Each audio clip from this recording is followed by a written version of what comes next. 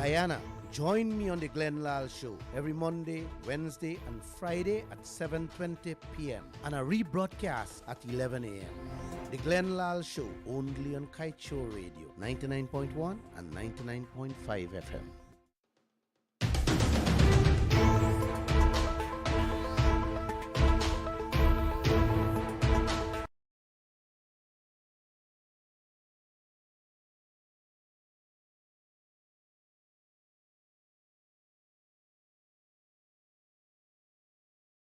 I am coming into your homes, your living rooms, or wherever you are to touch the hearts of you and your entire family.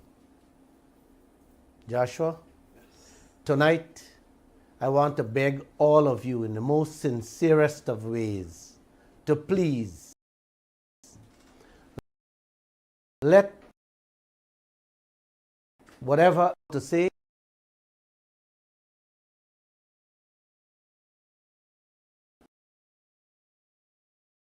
register your friends and your neighbors to become like those starving people we see on TV all over Africa and Asia.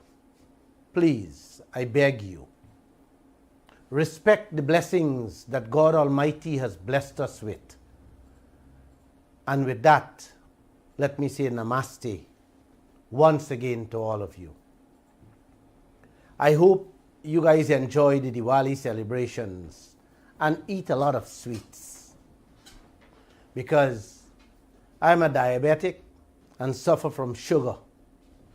I could only watch the food and the sweets, suck my teeth, and went to work unhappily. But Joshua, as I parked my vehicle in front of my office, a security guard working a few buildings away from the Kaieteur News building came up to me and said, "Good morning, Mr. Glenn. I have never asked you for anything. I am hungry," and turned his face away. Uncle, a well-dressed middle-aged man couldn't look me in my face to tell me he's hungry. I reached into my pocket and took out $1,000 and gave it to him.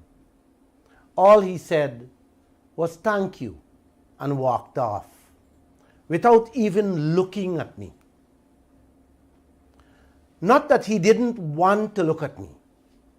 He was ashamed and embarrassed having to tell me that he is hungry and have nothing to eat. This is somebody, Joshua, I know for over 3 years. The only thing I hear from him now and again is good morning or good afternoon, Mr. Lall. Never ask me for a cent other than Monday, Diwali Day. This is what is happening in our country that is so filthy rich with all the minerals and oil you can think of. Got hundreds of thousands of people living, wondering where their next meal is coming from. Poverty. That word poverty. That's what is in this country.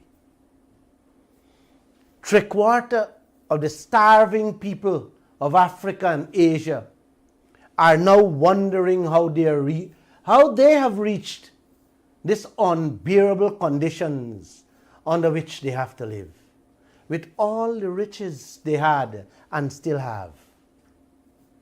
Please, please, if I have to go down on my knees in front of each one of you to get you to understand the danger that lies ahead with what these politicians are doing, what they're allowing the foreigners to do to our land with our God-given resources, then I am prepared to do it.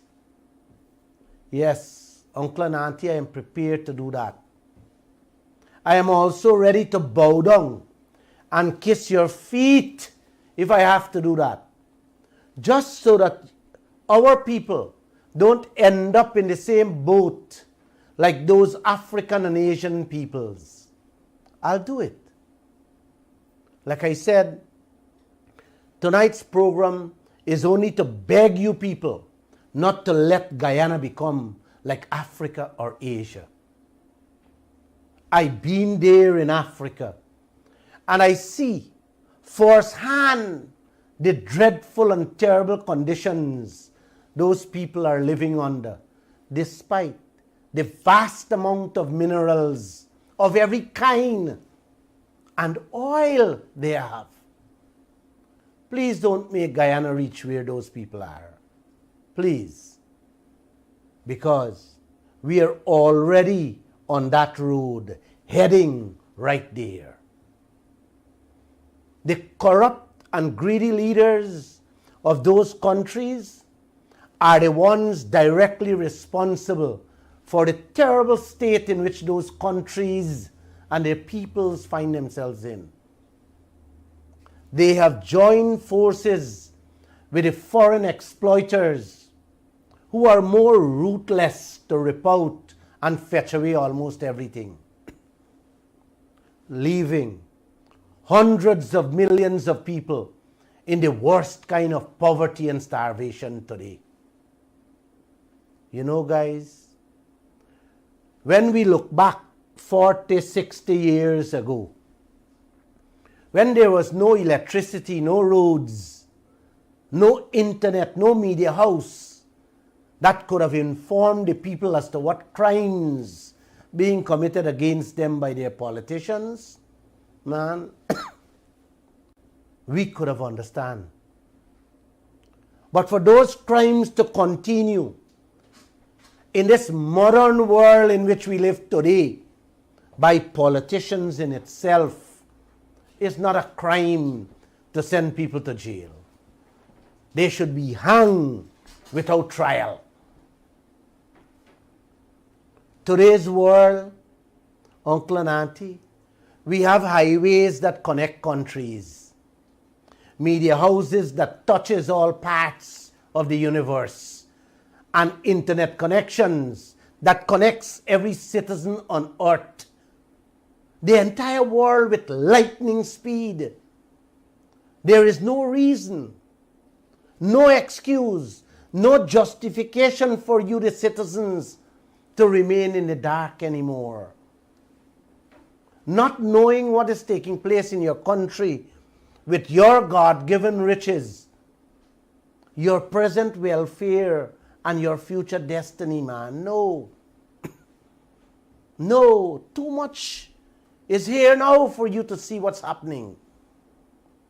So there can be no reason for anyone of our brothers and sisters to go hungry, having to beg for a meal in this land.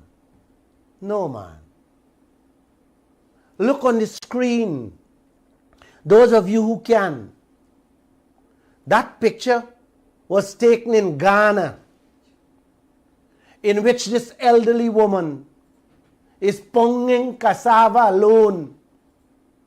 And when I asked her, where is the plantain? She said, no, sir, no plantain. The cassava was the only thing she had. Nothing else. And she had to feed herself, a twin, a daughter, her husband, and 2 other children. You don't want to see the condition under which they live. More than half of the African people live like that when the day comes. And like I said, we are on that road, heading right there with what's going on here. From the beginning of this program, since I started almost 2 years now, I have been telling you people how lots of our children going to school without lunch, and those who go with lunch kits, it has little or nothing inside. Tomorrow, the Kaieteur News is carrying a story that confirmed what I have been saying all along. My reporters were on this story for quite a while now. And what some teachers and students told them could have only brought tears. Yes, tears. Half. Uncle and auntie, half. Or even more than half of the children in the classrooms does not eat lunch because of poverty. I say even more than half because most of the students are ashamed to tell their story, how poor they are. This sickness, this level of poverty has gone so far and bad that teachers are calling business places, begging for donations, not money, but for bread, cheese, and whatever they can contribute to ensure that those children who cannot afford a lunch get something to put in their stomach during the day. Yes, plenty of them go to school without having breakfast and without lunch. Just imagine for a moment what goes through those children's minds and stomach, having to sit there in those classrooms hungry. This is the Guyana we live in today. It is becoming like Africa and Asia. Please, I beg you, don't let Guyana reach there. Please. Like Africa, our country is also blessed with abundant riches. Unfortunately, uncle, like Africa, we are also cursed with selfish, greedy and corrupt leaders. And like Africa, we got foreigners coming here by the plane loads to empty the sea, the land and forests of everything it has. Soon, uncle, soon, auntie, they will suck out the very air we breathe. I see Joshua laughing, and some of you may be laughing and thinking sucking out the air is a big joke. No, it's not a joke. It can happen. And yes, they are doing it right now. It already started. The atmosphere is being polluted with so much deadly chemicals day and night. With the gas they're flaring non-stop. That gas will leave us gasping for breath and fighting to breathe. Yes, wait a couple more mornings. These are the very things they did to Africa and Asia that has millions of people physically, mentally, and emotionally deformed. Look at the physical appearance of millions of Africans and Asians. You think they were born that way? No, uncle, they weren't. Starvation and pollution of the air and poisoned rivers got them looking that way. Let me repeat. I have been there. Walk and eat among them. Please, I beg you, don't allow the same thing to happen here. Take it from me. It is misery more than you can imagine those people living under. What is happening in Ghana, where I went, is the same miserable story for the people of Angola, Nigeria, Zimbabwe, South Africa, Kenya, and the other countries. The foreigners come in, they dig up and carry away. Yes, they come in, dig up and carry away. Isn't this what they're doing in Guyana? Huh? With our leaders aiding and abetting them? This is why I am talking to you in a different tone tonight. This is a very worrying situation we have. And it should be very worrisome to all of you too. This is our present and our future, uncle. It is the present and future of our children, and it is in our hands, our best interests, to tell ourselves that we don't want what happened in Africa to happen to us. Let's do that, uncle. My fellow brothers and sisters, listen to me, please. I am pleading with you, begging you, please hear me. We are in this together. We put our heads together. We hold each other's hands. We can get somewhere. We don't have to fall in the same trap. We don't have to be like the people of Africa. Let us do our very best to get the greatest understanding of what is that we have and what it means for us, uncle. Let us get that understanding. It means that we must know more. We must press our leaders constantly for them to tell us more about our wealth, our resources. As one example, we need to know what we are getting from our gold.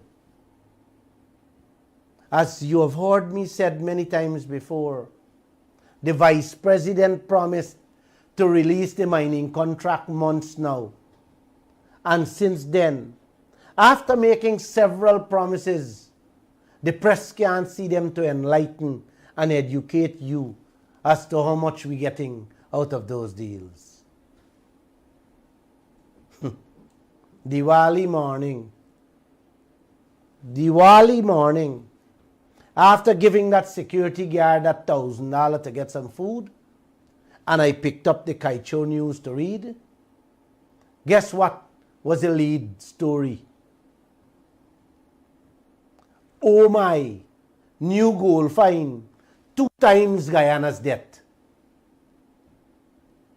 You didn't hear me, man. The new gold find, double Guyana's debt. That's what OMAI will be walking away with. Yes. The boss lady, a white Canadian woman, was proud to announce to her shareholders how extremely pleased she is to report that the gold they found is double what they had expected to find in one spot only. Yes, one little area only. Double what they have expected to find. When that woman announced that figure, uncle and auntie, my eyes could have popped out of my head sitting in that chair Diwali morning. I wish I hadn't leave my home and stay home.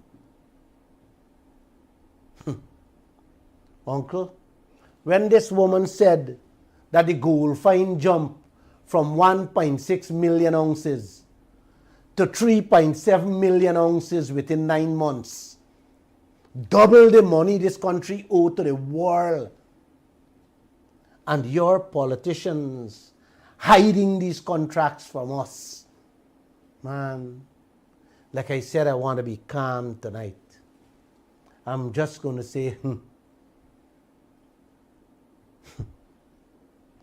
I can only beg you guys tonight to please don't allow this country to become Africa and Asia, please.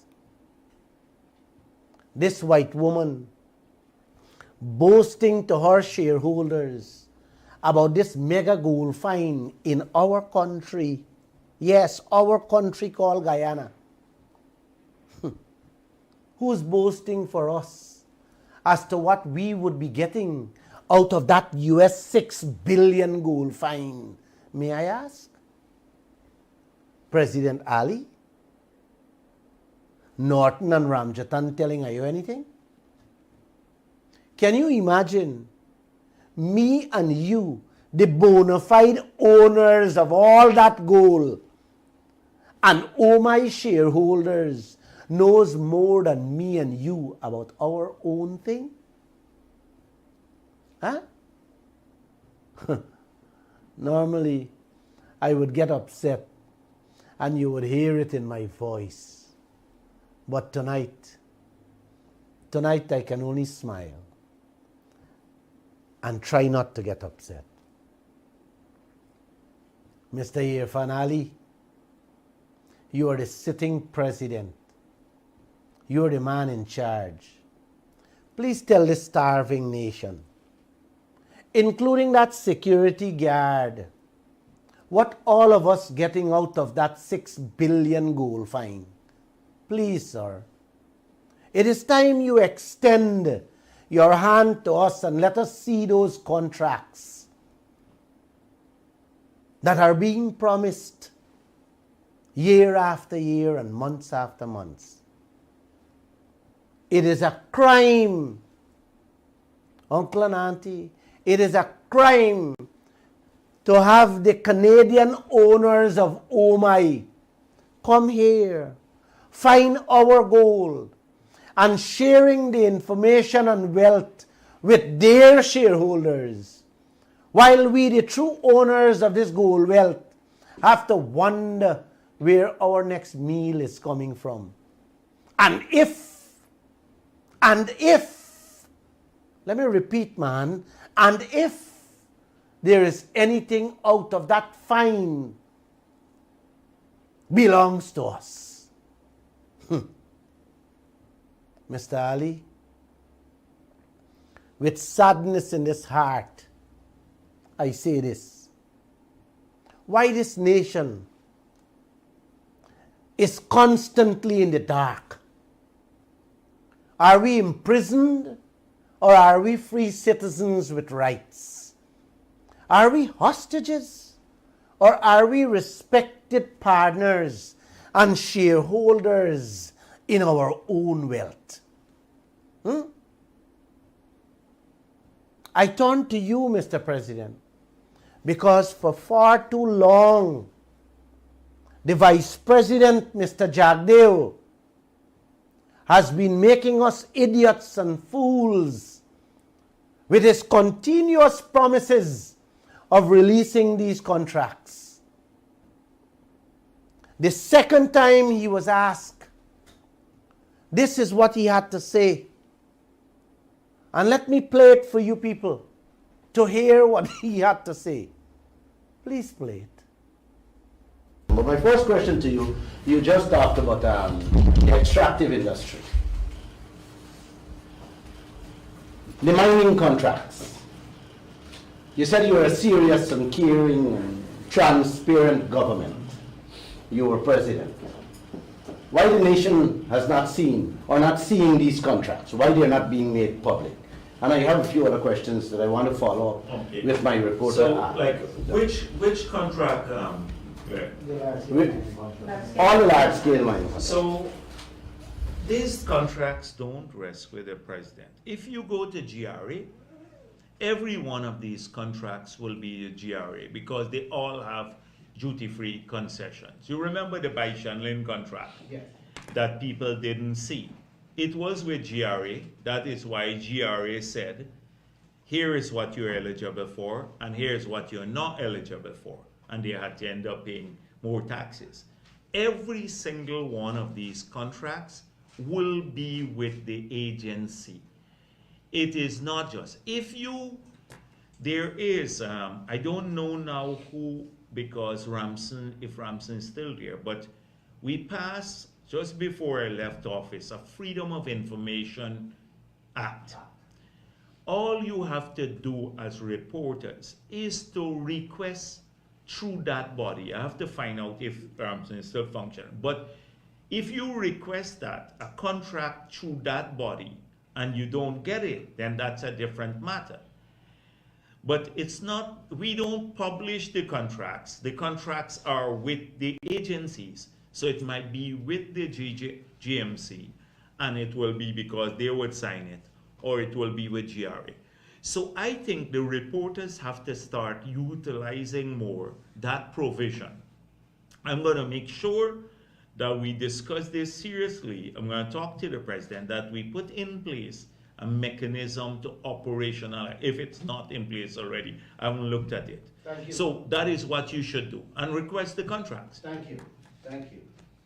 All right. He will make sure he will speak to the president to make sure we get it. Now listen to what he had to say on my radio program when he was reminded again on those mining contracts, months after what you just heard. Play him again. Mining blocks. I text you and ask you to bring the mining contracts that you have promised to bring and to make public. Have you brought it for us? No, what? I'm not your post office. No, I know that you're not my post office. I told you that they have all refused. These are not with the office of the president. They're with the agencies. And they have refused. Every agreement that is signed that is sitting with the GRA or the agencies. They have all refused to hand it over. I told you the Freedom of Information Act allows you to take some steps. Why do this nation, why the media has to be on a weekly basis behind a government to ask them, to beg them for something as simple as a mining contract? No, but did you guys give out to foreigners. Did Stacia write you back on the matter? He did not write. I write Station. I also wrote the GGMC, and they both. So the GRA never responded to you? They both said no. But how did they say no? Did they respond and they told you? Sir, No, but again, I don't want to go down this road. 3 times I've asked you this at 2 different press conferences in which you made it clear that yes, and the law is very clear on that. The people of this country should and must see these contracts you people sign. Which, not the oil contracts. I'm talking about the mining contracts of gold, diamond, because all the oil timber, contracts are available, publicly available. Manganese contracts, all these contracts should be in the public domain, sir. Yeah. Why are you guys keep hiding it from this nation? Why? I still cannot. No. But you're characterizing this as hiding these contracts. Well, I'm asking you. I've asked you many times. For me personally, I don't see any reason why you should not have and these contracts. And I've been hearing that answer all the time. But it's the agencies. I don't have these contracts. As Vice President, I'm asking you tonight on this radio. Would you take it, make your duty, and ensure that this is being released to the public? So I can undertake to find out with you there what provision the GRA is so cagey about that it doesn't want to release. GGMC. And GGMC. So I can undertake to do that. The law is very clear. I don't know, yes, if the law is that these contracts have to be made public, they should be made public. I think, no. I just think that there may be proprietary things that they're worried about. But if the law is clear, then they should release these contracts. There is nothing in there to hide. All right, let me make it more clear and simple for you, sir. Propriety information, I don't need. All right. So nobody needs that. Then I will undertake that anything that is not proprietary, that you get it released. And you're because I will personally now see that this happens. And you're not going to tell me that concessions is part of propriety. No. You're not going to tell me that the deal, No, no. the contractual arrangement between Guyana But okay, concessions are public issues, what people get in their contracts. Thank you. So we'll hold Right, we'll hold you to that. Thank you, sir. Uncle and Auntie, this is the type of leaders that led Africa and Asia to where it is today. Things like this, the leaders did to their citizens back in the days when they had no TV, radio, or internet. They come out smiling, smirking, with flowery words and promising statements to make their people believe they are doing everything right and best for them, when in fact they are deliberately playing games and hiding the deals they made with those foreign exploiters. A stranger come into your gold field, digging it out, fetching it away, announcing how much they find and how much they making, and you don't know what you're getting? Really? Really, Uncle? Tonight, like I said, I'm begging you people. I have to get home early to celebrate with my twin grandsons. They're celebrating their 6th birthday today.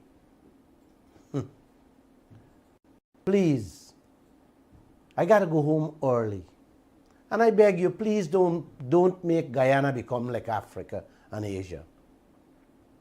Let us ensure, with the fight and spirit in you, that every Guyanese eating table and children's lunch kits can have food in them and on them. Please, Mr. President, your silence on these matters is exposing you to who I think you are not. So please let this nation see those mining contracts. The same way how President Granger allow us to see that lopsided oil contract, please let us see our mining contracts. The Vice President has failed us, and you're the last hope we have for us to see what is in there, in those mineral contracts. Please let us see it for those starving nation, for the starving nation, please. Please don't let this nation become like Africa. We have been living on borrowed money for far too long. At present, we are sleeping with 3.2 billion US debt, and we can't pay that. We continue to borrow more and more every day, like beggars, paying interest on it. Is this how we manage what God Almighty has blessed us with? Mr. President? Huh?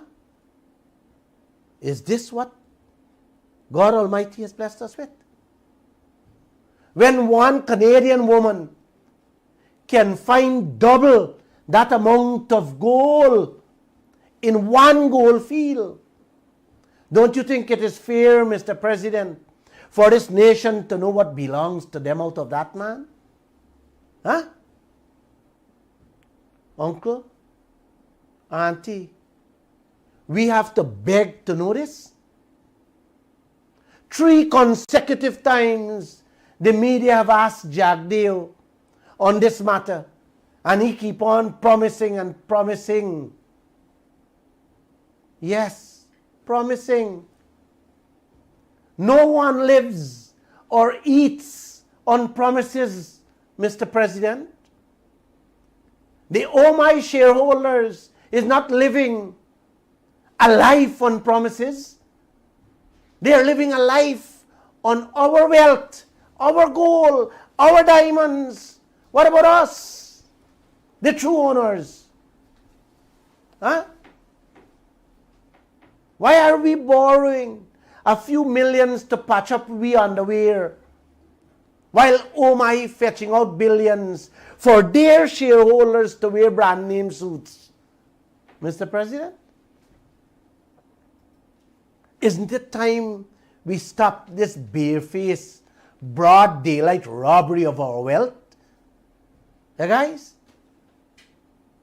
Mr. President, how can you have a neighbor fetching out a mansion out of your yard in gold and you running to the bank for loan to fix your leaking roof or your falling down front step? Huh? I don't get it. Is this what life has come to in Guyana with all this riches God has blessed us with? Really, Joshua? Really? Brothers and sisters, if I have to throw milk at your foot and drink it, I am willing to do that.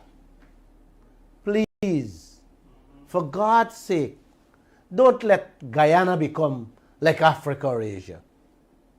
Please don't let this happen to your children and grandchildren. Please. I beg you to listen to Ashni Singh now. Listen to how Ashni Singh telling Guyana a few months ago how 3 more large-scale gold mining companies coming to Guyana, bigger than OMAI. Hear me? 3 large-scale mining companies coming to Guyana, bigger than OMAI. You have that tape? Play it for me, let the people hear it. Yes. You know how significant OMAI was. Contemplate for a moment 3 large-scale developments, each of which is larger than OMAI. Consider for a moment that each one of these will probably be employing more than 1,000 Guyanese persons. Consider the food and other supplies that they will need, the transport services, the construction services, the equipment supply and maintenance services, and all of the multiplier benefits that 3 large-scale gold mining operations will generate in Guyana. Could you please play it back for me? You know how significant OMAI was. Contemplate for a moment 3 large-scale developments, each of which is larger than OMAI. Consider for a moment that each one of these will probably be employing more than 1,000 Guyanese persons. Consider the food and other supplies that they will need, the transport services, the construction services, the equipment supply and maintenance services, and all of the multiplier benefits that 3 large-scale gold mining operations will generate in Guyana. Wow. Wow. If you think OMAI is large, hear that? If you think OMAI is large, OMAI that done find $6 billion in gold, double Guyana debts. Uncle and auntie,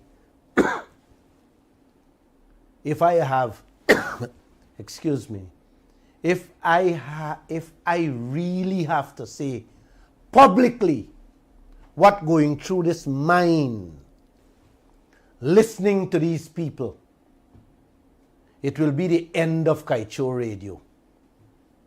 And Lall will never stop walking up the High Court steps. Let me go home and enjoy my 2 grandsons' birthday.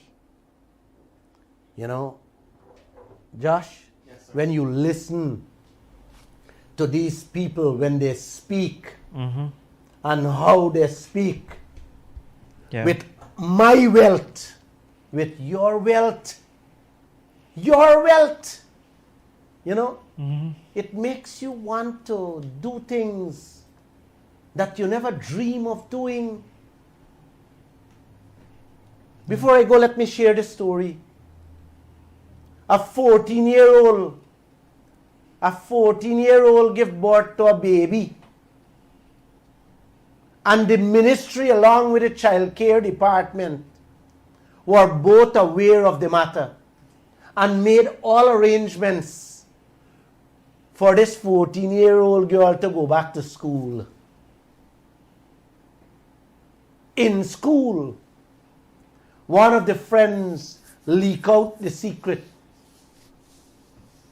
tell the classroom, and they ended up in a fight. The child became so frustrated after the fight, and maybe because she couldn't go back to school to face the students, she drank poison.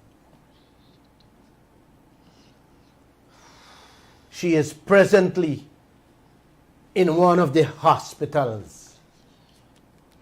The parents of this child are so poor that they could hardly afford the transportation money to go visit her at the hospital on a daily basis. The sad part of this whole situation is not that. Is that the hospital does not have oxygen, Oh my goodness. which the girl so badly needs. And on top of that,